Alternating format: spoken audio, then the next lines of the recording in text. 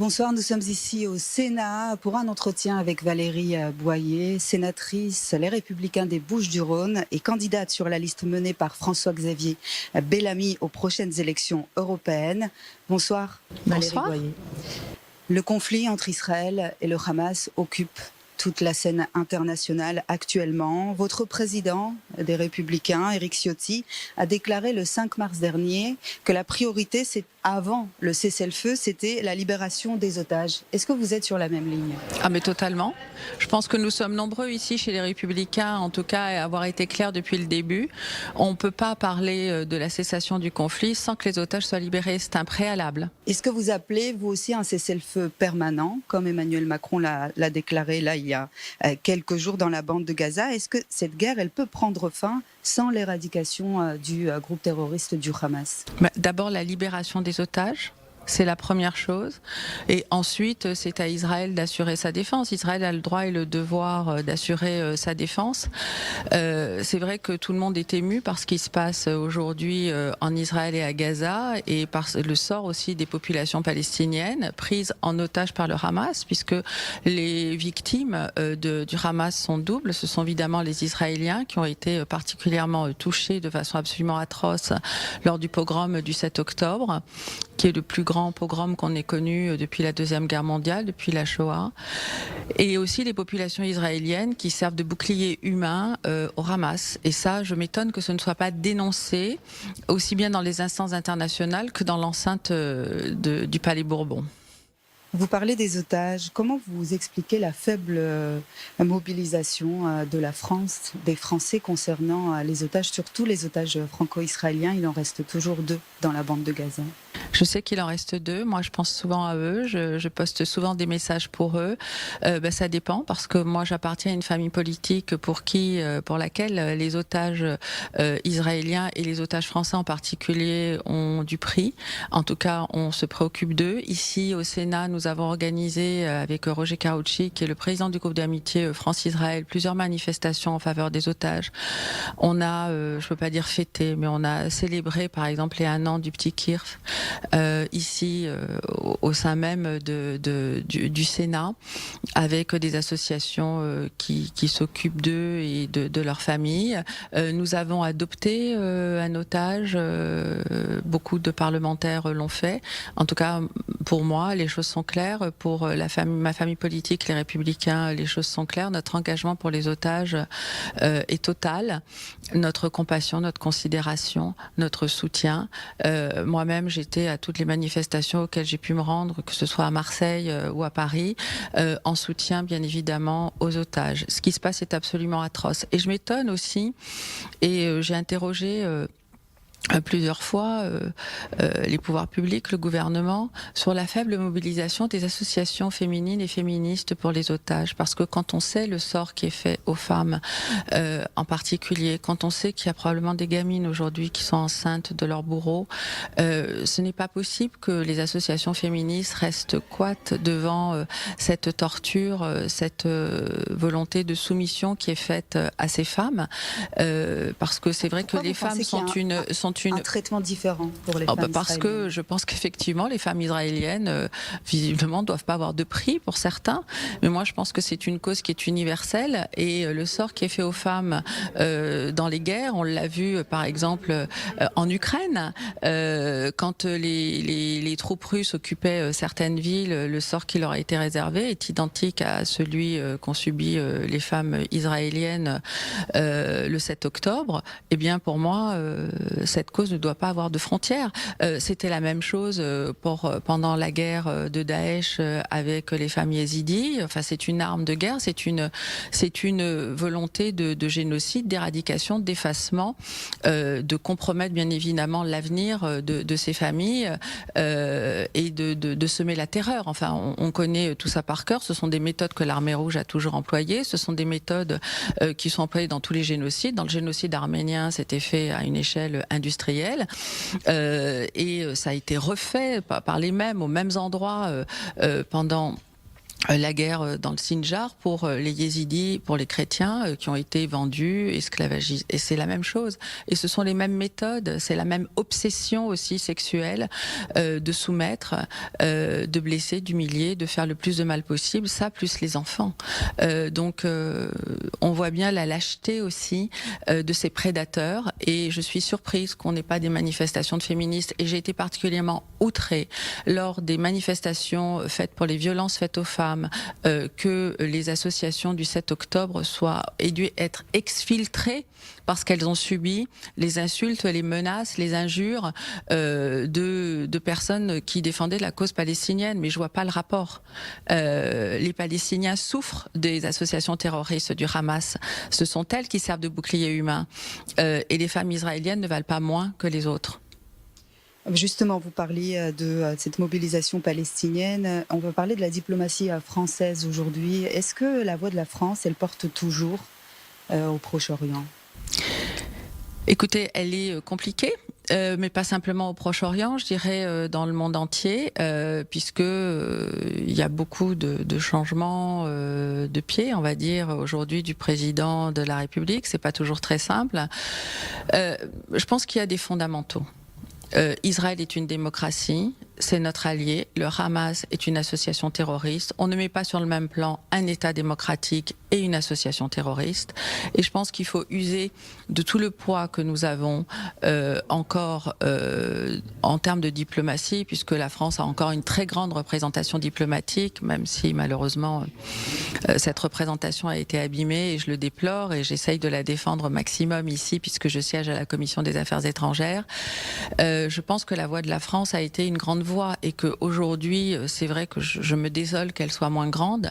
Néanmoins, avec le soutien des Français, parce que les Français soutiennent massivement Israël. Les Français comprennent aujourd'hui, puisque les Français ont souffert dans leur chair du terrorisme islamiste. C'est le peuple d'Europe qui a le plus été victime des attentats islamistes. Et ils savent très bien que le Hamas est une association terroristes, ça ne leur échappe pas. Néanmoins, ils sont sensibles aussi, bien évidemment, au sort des populations civiles. Mais permettez-moi de m'interroger, en tout cas dans le débat français, sur le 2 poids, 2 mesures, dire 3 poids, 3 mesures ou 100 000 mesures. Qu'on soit sensible au sort des populations civiles en Israël et dans la bande de Gaza, c'est tout à fait normal. Personne ne peut être insensible et ça devrait tous nous empêcher de dormir, effectivement, de voir le sort qui leur est réservé. Et moi, j'espère que le Hamas va cesser de prendre sa population en otage et d'en servir comme bouclier humain. Je regrette que ce ne soit pas assez dénoncé. Mais par exemple, vous voyez, il y a eu un autre conflit il n'y a pas si longtemps. Je pense notamment à l'Arménie. Il n'y a eu aucune manifestation à l'Assemblée nationale, aucune manifestation dans les rues, aucune manifestation, ou très peu, on n'était pas très nombreux, devant l'ambassade d'Azerbaïdjan, qui a usé et abusé de ses, de sa force militaire puisqu'ils ont utilisé pendant la guerre des 44 jours en 2020 des armes non conventionnelles, ils ont torturé des populations, ils ont aussi violé, démembré des femmes. Moi, je pense par exemple à Anoucha Pétian, dont j'évoque souvent le souvenir parce qu'elle est le symbole, mais combien d'autres? Ils ont tué des enfants délibérément aussi, et ils retiennent aujourd'hui des prisonniers et des otages. Qui en parle? Qui s'en souvient? Qui manifeste pour eux? Et comme Israël, ils font aussi l'objet d'une négation de leur existence, puisque un pays comme l'Azerbaïdjan, dont on sait aujourd'hui l'influence qu'il a, aussi bien néfaste en France, puisqu'on a vu ce qui s'est passé en Nouvelle-Calédonie, avec cette ingérence azerbaïdjanaise en Nouvelle-Calédonie. Donc quand on voit un pays comme l'Azerbaïdjan, qui nie l'existence d'un autre État reconnu par la communauté internationale, puisqu'il parle d'Azerbaïdjan occidental pour effacer totalement ce petit État démocratique, ce petit État qui est là tout seul, sans alliés, de 2 à 3 millions de personnes, qui a subi une guerre abominable, où pratiquement tous ces jeunes hommes sont morts au combat pendant la guerre des 44 jours, qui a subi un nettoyage ethnique, puisque toutes les personnes arméniennes d'Artsakh ont dû quitter l'Artsakh et être réfugiées en Arménie. Eh bien, ça se fait dans l'indifférence absolue. Moi, j'ai pas vu de personne qui, à part des questions dans le cadre classique de nos débats, personne n'a brandi un drapeau, personne n'a fait de manifestation pour eux. Alors, est-ce que la vie des Arméniens vaut moins que la vie des Palestiniens aujourd'hui ? Est-ce qu'il y a dans ce cas-là, pourquoi il y aurait cette mise en lumière sur ce conflit et qu'on parle beaucoup plus des Palestiniens pour vous?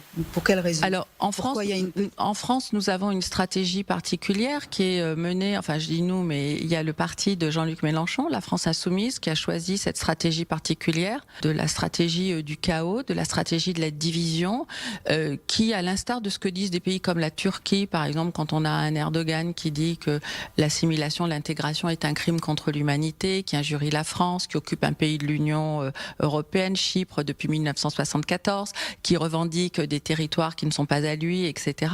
On voit très bien que des personnes de la France insoumise suivent ce chemin et font en sorte de déstabiliser la démocratie, les instances démocratiques, en prenant en fait en otage une population aussi politiquement, aussi ici en France, pour que la concorde nationale ne puisse pas exister, pour qu'on ne soit pas réunis autour de ce à quoi nous croyons, c'est-à-dire qu'en France, vous savez, nous croyons à l'universalisme.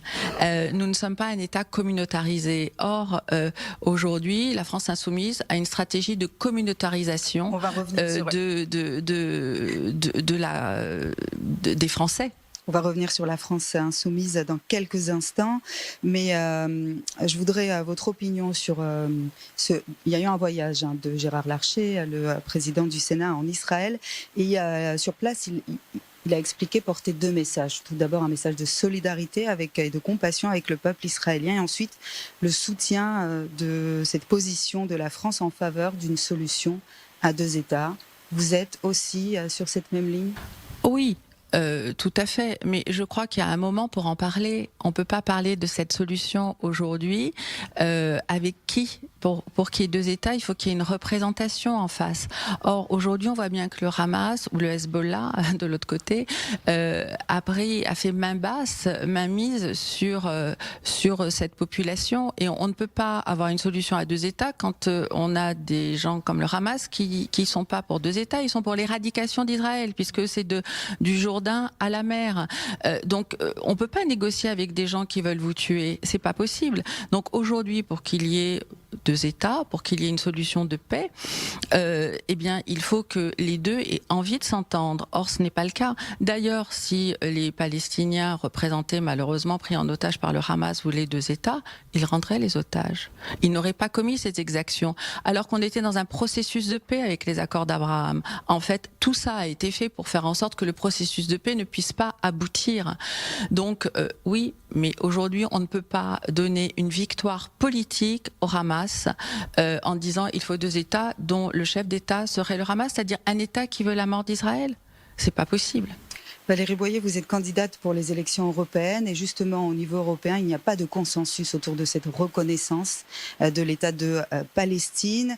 Est-ce que la France doit suivre aujourd'hui ou peut-être demain ou peut-être plus tard les exemples espagnols ou slovènes encore il y a quelques instants, ces pays qui ont reconnu l'État de Palestine? Est-ce que c'est le bon moment? Je viens de vous dire que ce n'est pas le bon moment, clairement. Et je crois que l'enjeu, et là je voudrais m'adresser aux Français qui vivent en Israël, l'enjeu il est majeur dimanche. Et il est majeur aussi beaucoup pour les Français qui vivent hors de la France métropolitaine. Et c'est pour ça que moi je les encourage à voter pour François-Xavier Bellamy, qui a toujours été extrêmement clair sur cette question, extrêmement clair avec Éric Ciotti, avec Bruno Retailleau, avec Gérard Larcher également sur cette question. Aujourd'hui, on veut la paix. On veut effectivement qu'on arrête de souffrir de tous les côtés de la frontière. Mais on ne peut pas pactiser avec le terrorisme. Si on franchit cette ligne-là, eh bien, ça ne s'arrêtera pas, puisque le terrorisme gagnera. Et alors, est-ce que dans ce cas-là, on peut dialoguer avec l'autorité palestinienne, comme l'a déclaré Emmanuel Macron, et que c'est à l'autorité palestinienne de se préparer, de se réformer pour gouverner? Probablement, mais de toute façon, pas avec une organisation terroriste. L'autorité palestinienne, c'est compliqué, puisque ça fait très très très longtemps qu'il n'y a pas eu d'élection non plus. Tout ça est très compliqué, mais il faut trouver une solution de paix. Ça passe par le préalable. Le préalable, c'est la libération des otages. Et ensuite, on verra. Mais on voit bien que, en aucun cas, et Joe Biden l'autre fois a encouragé le Hamas à le faire, ne veut pas rendre les otages parce qu'il ne veut pas la paix. Il veut que politiquement la haine contre Israël, l'antisémitisme progresse, parce que c'est la guerre politique qu'il veut gagner avec des alliés pour qui l'islamisme est le drapeau. Et pas la paix, pas la démocratie, pas le respect des peuples à disposer d'eux-mêmes. Moi, je suis pour le respect des peuples à disposer d'eux-mêmes, bien évidemment. Mais est-ce qu'aujourd'hui, les Palestiniens disposent d'eux-mêmes? Non, ils sont pris en otage par le Hamas. Est-ce que vous auriez pris la même décision que la France concernant l'interdiction de la venue des entreprises israéliennes au salon de défense Eurosatory? Alors là, je n'ai pas compris ce qui s'est passé. D'ailleurs, j'ai interrogé le gouvernement à ce sujet. Nous allons accueillir les Jeux Olympiques dans quelques jours. Comment pouvoir dire qu'on ne peut pas assurer sur un salon de défense la visite d'un État? Bon. Qu'on soit d'accord ou pas avec le gouvernement de M. Netanyahou, chacun est libre de critiquer. C'est ça les démocraties. Moi, je m'exprime dans une démocratie, je suis dans l'opposition, donc je critique le gouvernement. Mais ce que je ne comprends pas, c'est qu'on reçoit en même temps des États hyper démocratiques, bien connus pour leur humanitarisme, comme la Chine, le Pakistan, la Turquie, donc deux poids deux mesures. Enfin, je veux dire, c'est incompréhensible qu'on ne reçoive pas une démocratie et que on reçoive des pays qui, en plus, sont extrêmement hostiles à la France et le montrent par des actions d'ingérence et d'ingérence particulièrement dynamique. On l'a vu récemment, je l'évoquais tout à l'heure, en Nouvelle-Calédonie, où des tentatives de déstabilisation sont extrêmement importantes de la part de pays qui, en plus, nous insultent. Donc, c'est la raison aussi pour laquelle moi, je suis fière de soutenir François-Xavier Bellamy. Parce que sur cette question, il a toujours été clair, cohérent, et je partage à 1000% son avis. On ne peut pas soutenir Madame van der Leyen, justement, y compris si elle fait partie du PPE, c'est-à-dire la droite au sein de l'Union européenne. Il faut que ça change pour une raison bien simple, parmi plein de raisons.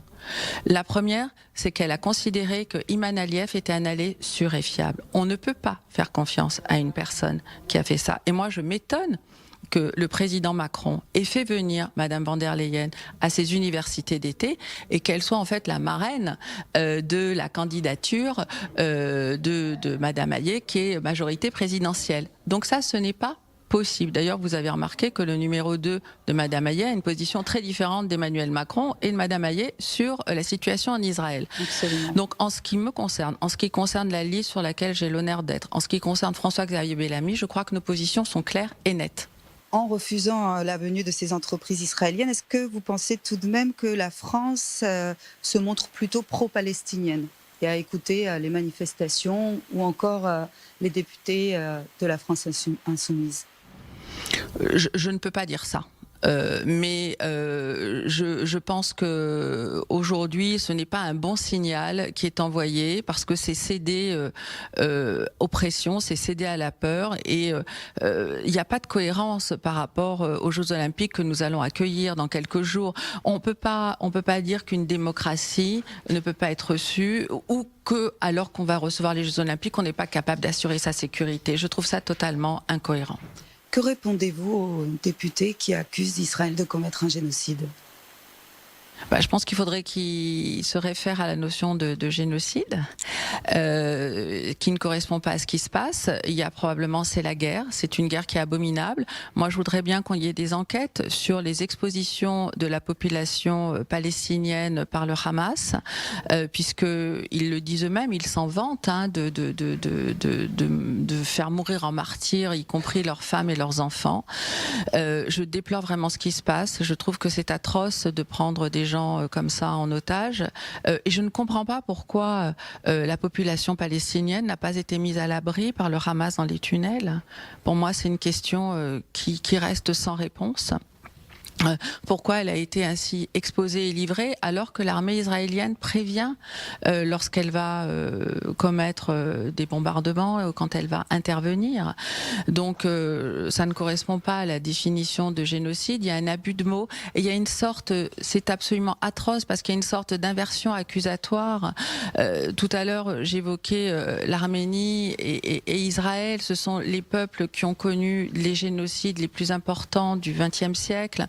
Et d'ailleurs, C'est Raphaël Lemsky qui, en créant le mot de génocide, parlait de ce qui se passait en Arménie et évoquait Hitler qui disait qui s'en souviendra. Donc on voit bien le lien qu'il y a entre ces deux peuples génocidés et on a l'impression que le génocide se poursuit aujourd'hui, c'est-à-dire presque 100 ans après, 80 ans après, on continue à poursuivre les survivants et on leur reproche aujourd'hui de vivre, d'être toujours là, puisqu'on veut les supprimer et on les accuse de génocide. Alors qu'il y ait la guerre, oui, c'est affreux. Qu'il y ait peut-être des crimes de guerre, c'est possible.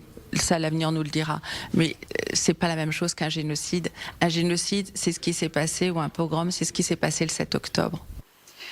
Justement, en parlant de génocide et de nier l'État d'Israël, l'existence même de l'État d'Israël, eh bien, certains de vos collègues, des sénateurs, ont mis en place un projet de loi concernant justement de nouvelles infractions à l'encontre des personnes ayant contesté publiquement l'existence justement de l'État d'Israël. Alors, c'est toujours pas à l'ordre du jour du Sénat, ça en est où ce texte?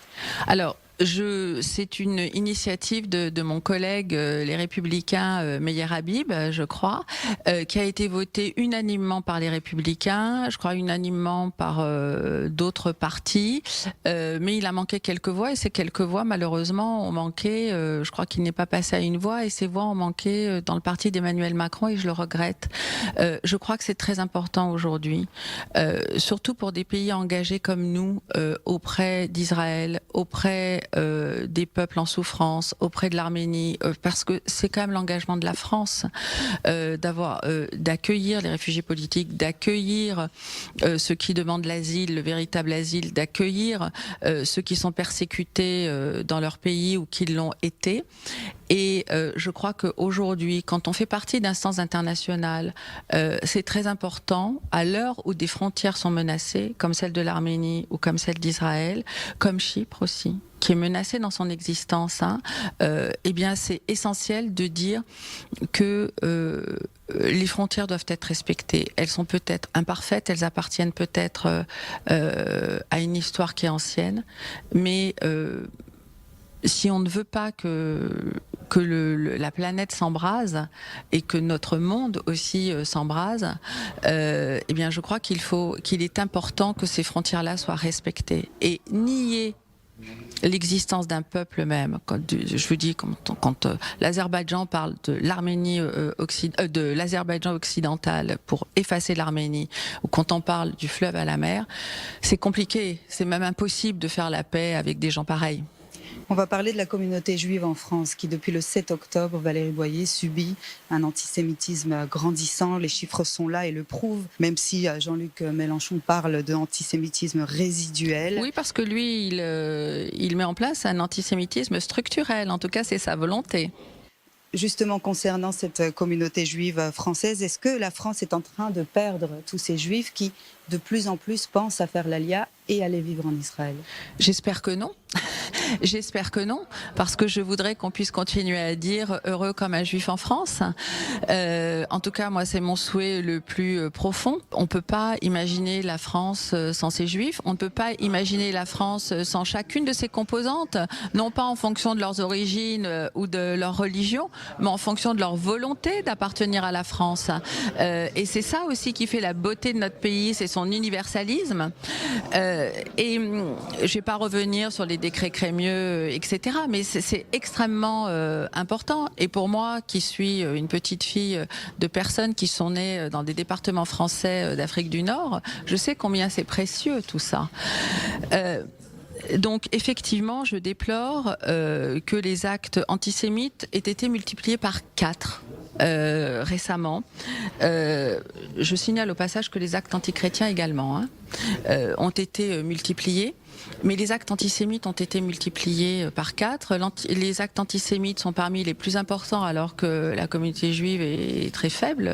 Enfin, que les juifs en France, je n'aime pas le mot communauté juive, que les juifs en France ne sont pas très nombreux. Il y a des lacunes de la part du gouvernement actuel concernant la lutte contre l'antisémitisme? Alors, les actes antisémites sont bien répertoriés. Les actes anti-musulmans aussi. Les actes anti-chrétiens, c'est plus compliqué.